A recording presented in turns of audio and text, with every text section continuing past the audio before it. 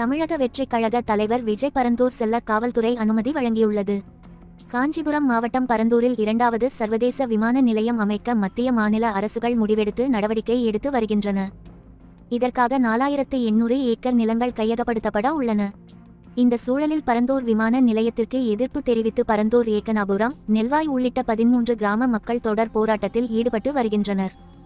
2023 முதல் இவர்களது போராட்டம் தொடர்ந்து வருகிறது. பல்வேறு அரசியல் கட்சிகளும் பரந்தூர் போராட்ட குழுவினரை சந்தித்து ஆதரவு தெரிவித்து வருகின்றனர். இந்த நிலையில் தமிழக வெற்றிக் கழக தலைவர் விஜயும் பரந்தூர் விமான நிலையத்துக்கு எதிர்ப்பு தெரிவித்திருந்தார். கடந்த ஆண்டு நடைபெற்ற தமிழக வெற்றிக் கழகத்தின் முதல் மாநாட்டில் பரந்தூர் விமான நிலையத்துக்கு எதிராக தீர்மானமும் நிறைவேற்றப்பட்டது. இந்த சூழலில் பரந்தூர் விமான நிலைய எதிர்ப்பு குழுவினரை சந்திப்பதற்காக காஞ்சிபுரம் மாவட்ட காவல் கண்காணிப்பாளர் அலுவலகத்தில் கடந்த சில தினங்களுக்கு முன்பு தமிழக வெற்றிக் கழகம் தலைமை சார்பில் மனு அளிக்கப்பட்டது. இந்த மனுவை ஏற்று பரந்தூர் விமான நிலைய எதிர்ப்பு குழுவை சந்திக்க விஜய்க்கு காவல்துறை அனுமதி வழங்கியுள்ளது.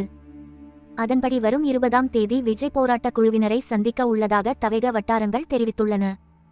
விஜய் கட்சி ஆரம்பித்த பிறகு முதல் முறையாக மக்களை நேரடியாக களத்திற்கு சென்று சந்திக்க உள்ளார்.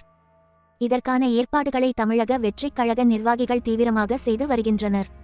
அதன் ஒரு பகுதியாக கட்சியின் பொதுச் செயலாளர் புஸ்ஸி ஆனந்த் நேற்று நேரில் ஆய்வு செய்தார். அப்போது போராட்ட குழுவினரிடம் விவசாய நிலங்கள் மற்றும் நீர்நிலைகள் பற்றிய விவரங்களை தமிழக வெற்றிக் கழக நிர்வாகிகள் சேகரித்தனர் என்பது குறிப்பிடத்தக்கது.